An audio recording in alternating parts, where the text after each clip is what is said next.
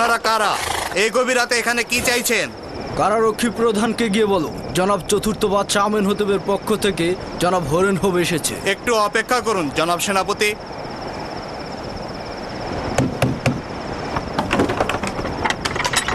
সেনাপতি হরেনহোব প্রবেশ করতে চাইছেন। রওনা হও।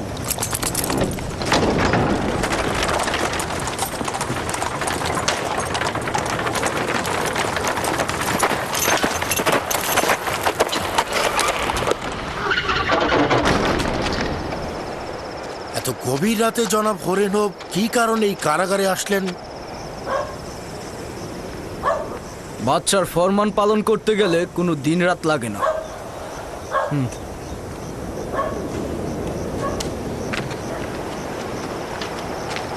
কি ব্যাপার ইরানুস, কোনো অপরাধ করেছো? জেলখানে এলে যে? না, আমরা ইউজারশিপকে দেখতে এসেছি। আমরা মহামান্য বাদশার পক্ষ থেকে এসেছি। বাহ, খুব ভালো তো। এসো।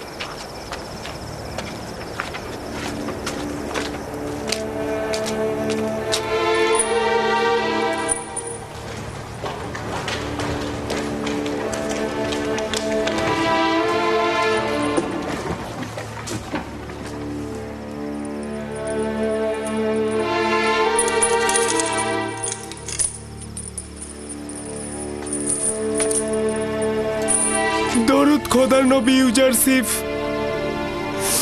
খোদাবন্দের দরুদ তোমার উপরে। তুমি কে? কি করছো? আমি ইরানুস। ইরানুস, কর্তব্য ভুলে যাওয়া ইরানুস, মহানুভবতে না চিনতে পারা ইরানুস। ইরানুস, বন্ধ করো, বন্ধ করো এসব কথা।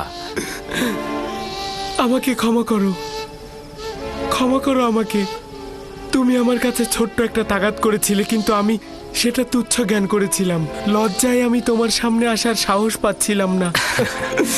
তুমি নিজে থেকে কিছু করনি ইরানুস। তোমার লজ্জিত হবার কোনো কারণ নেই।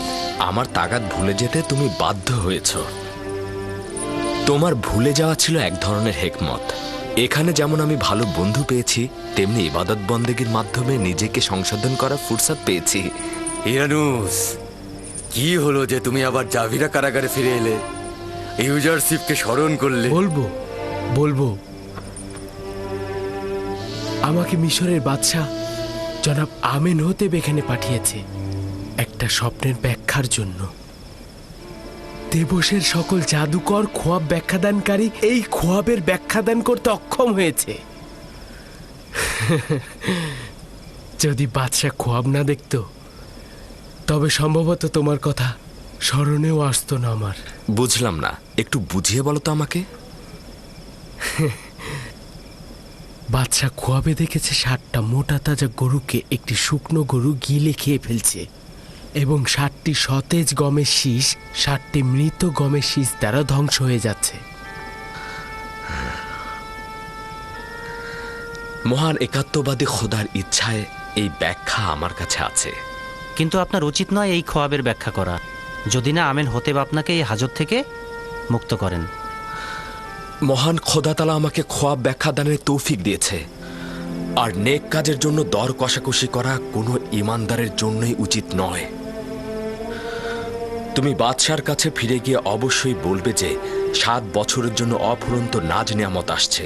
এই 7 বছর চাষাবাদ করুন আর ফসল ঘরে তুলুন। 7 বছরের ফসল শুধু জীবন ধারণের জন্য খাওয়া ব্যতীত বাকিটা সঞ্চয় করবে, কারণ পরের 7 বছর শুধু দুর্ভিক্ষ আর খরা থাকবে। এই দুর্ভিক্ষের সময় সঞ্চয়কৃত খাদ্যশস্য সাধারণ মানুষের জন্য ব্যবহৃত হবে, যাতে মানুষ কষ্ট না পায়।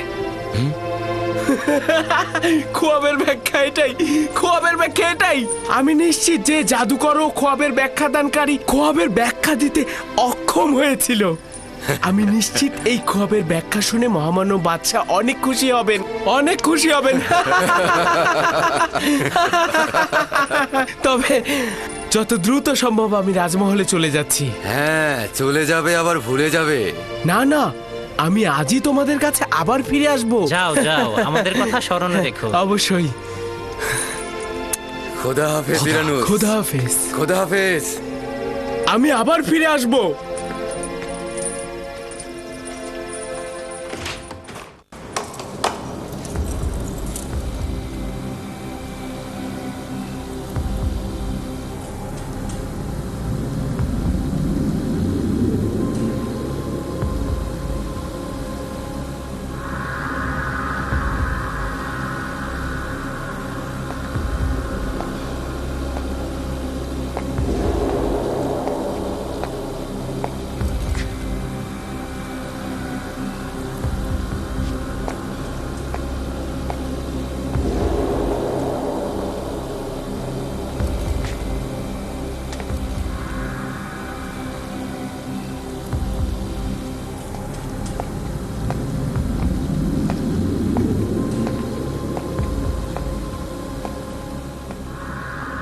কি বলবে? এই হার এবং ধাতবগুলো খোয়াবের বিশ্লেষণ করতে অক্ষম। এই ধাতব খণ্ডগুলো অক্ষম নাকি তুমি? আপনি যেটাই মনে করুন না কেন, আমরা আমাদের দুর্বলতা স্বীকার করে নিচ্ছি। আমরা অনেক গবেষণা করে যেটা খুঁজে পেয়েছি তা হলো এই বছরটিকে গরুর জন্য অশুভ বলা যেতে পারে। আমারও তাই মনে হয়। চুপ করো তোমরা।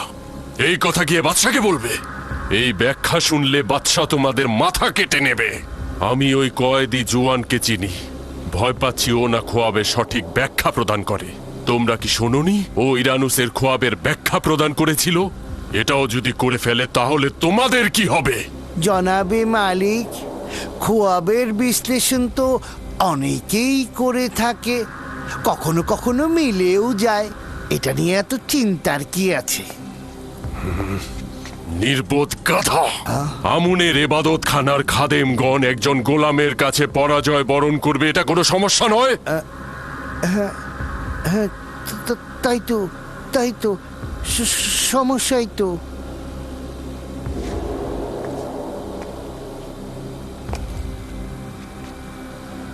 এই জোয়ানের নাম ইউজারসিফ। সে এক খোদার ইবাদতকারী। তার বিজয় মানে আমুনের পরাজয় হিসেবে পরিগণিত হবে। সে একজন কাফের। তার আমুন খোদায় ঈমান নেই।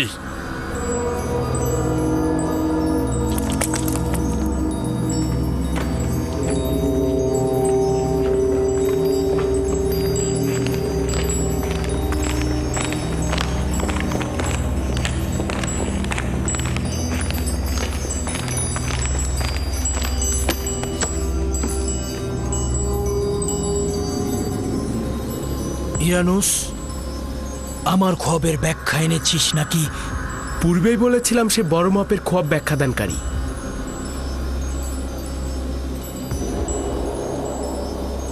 সে কি বলেছে?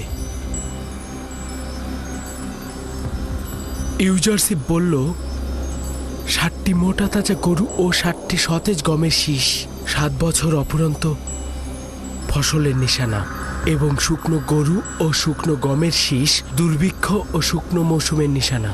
সাবাস, এটাই হবে। এই বিশ্লেষণ আমার খবরের সঙ্গে সর্বাধিক সংগতিপূর্ণ। এটাই হবে।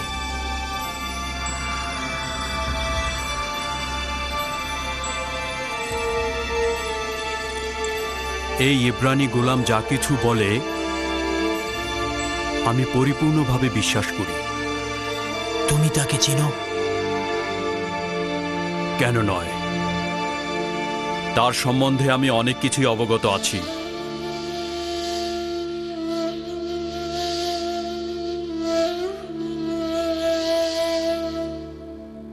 ইরানুস,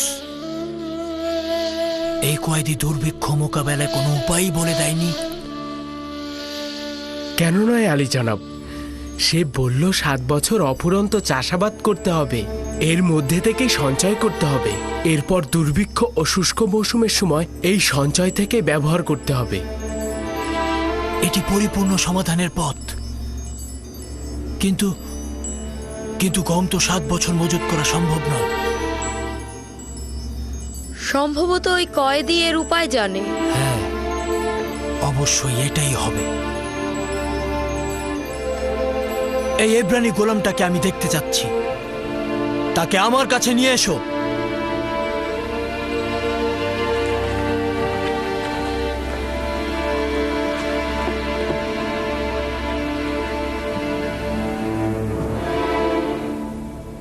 এই খবরের বিশ্লেষণ ও সমাধানের পথ গোপন রাখবেন।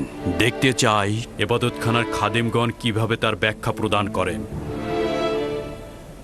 নিঃসন্দেহে এই হেকমতপূর্ণ ব্যাখ্যা অজ্ঞামোহর ও ইবাদতখানার খাদেমদের মরণ তীর হিসেবে আঘাত করবে বলে আমার বিশ্বাস। আমি নিশ্চিত যে তারা বাদশার খোয়াবের ব্যাখ্যা দিতে অক্ষম হবে।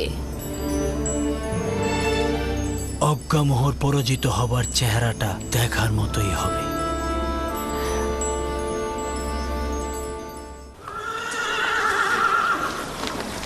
ইউজারসিফকে আনার জন্য টমটম বা পালকি দরকার। দ্রুত করো, রওনা হও।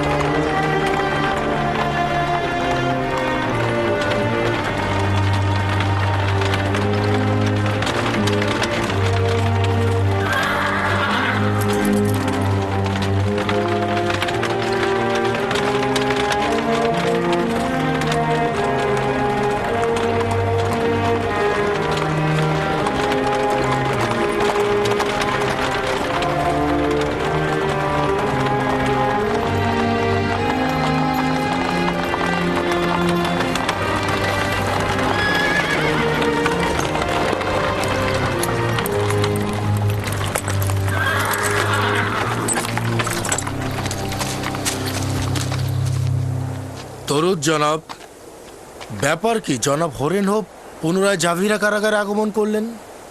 আমি ইউজারসিফকে নিতে এসেছি। সে এখন থেকে আজাদ। সামান্য বাদশাহ জনাব আমেন হতেব তাকে দেখতে ইচ্ছুক।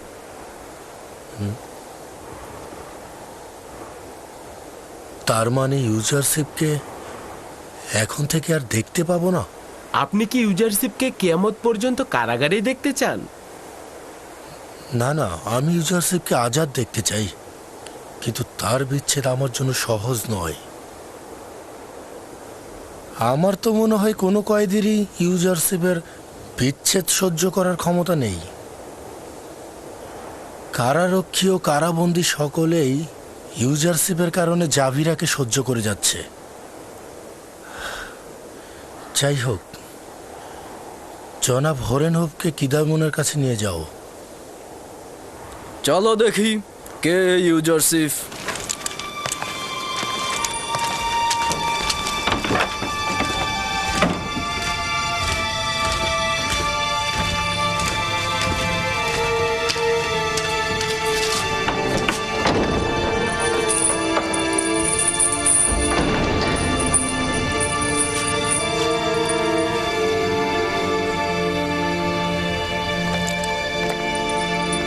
দরুদ আমার খোদার নবী। খোদাবন্দের দরুদ তোমার উপরে। দরুদ জনাব হরেন হোপ। কি হয়েছে ইরানুস? আমরা এসেছি আপনাকে বাদশাহ আমিন হতেবের কাছে নিয়ে যেতে। রাজমহলের নিরাপত্তা প্রধান জনাব হরেন হোপ আপনার সর্বদা সঙ্গী হতে এসেছে।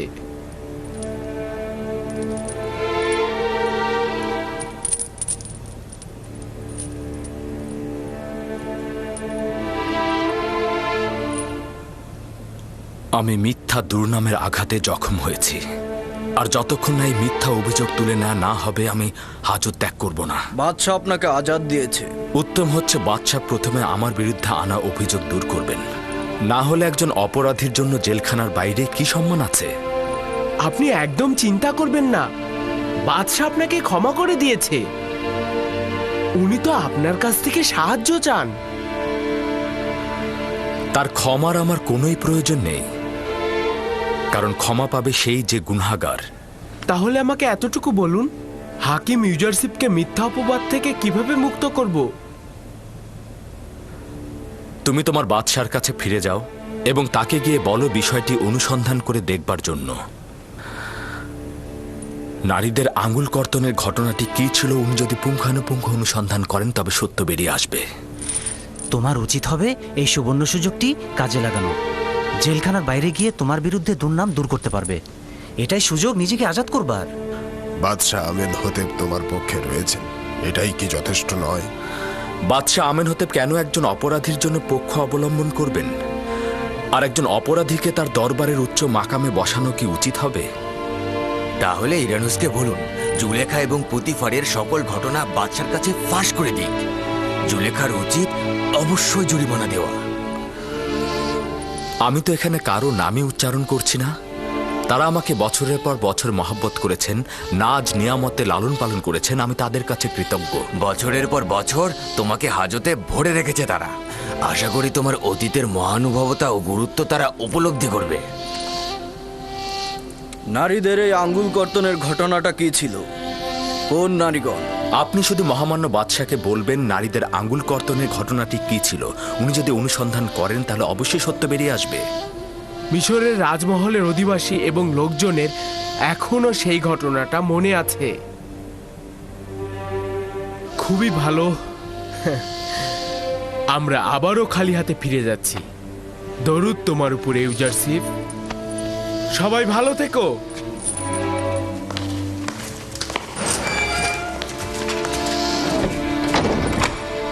হায় আফসোস, তুমি ওদের সাথে চলে গেলেই তো পারতে। আমেন হতেবের কাছে সব খুলে বলতে আর জুলেখার উপর প্রতিশোধ নিতে।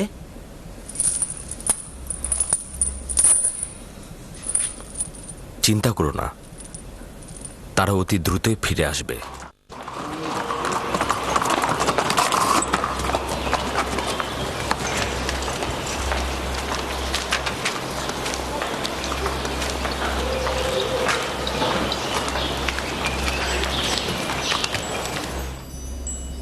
এরকম তো আগে শুনিনি আমি।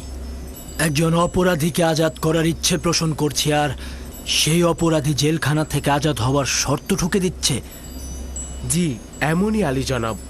তিনি মহামান্য বাদশার কাছে তাগাদ করেছেন নারীদের আঙ্গুল কর্তনের ঘটনাটা কি সেটা যাচাই করে দেখতে।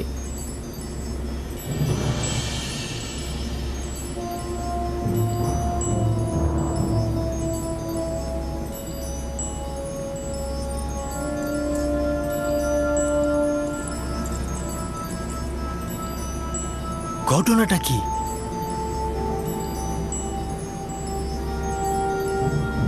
কে এই নারী? কেউ কিছু জানে এই ব্যাপারে? জি জাহাপনা, আমি জানি বিষয়টা। যদি অনুমতি দান করেন ওই নারীদের এখানে হাজির করতে পারি। একটু জলদি করো, জানতে চাই বিষয়টা কি। আচ্ছা ঠিক আছে।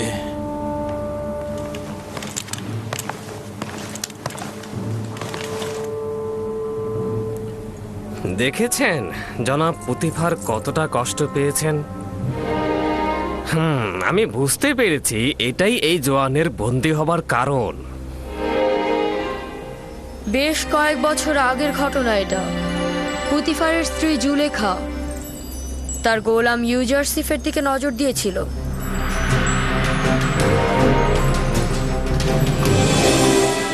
সেই সব নারীদের নাম জানতে চাই যারা ইউজারশিফের কারণে আঙ্গুল কর্তন করেছিল। তাদের নাম দিয়ে কি হবে? এই নিয়ে 3 দিন অতিবাহিত হলো। একটা স্বপ্নের ব্যাখ্যা নিয়ে পড়ে আছো তোমরা। আজকে যদি আমেন হতে তার খোয়াবের ব্যাখ্যা চায় তাহলে কি জবাব দেবে তোমরা?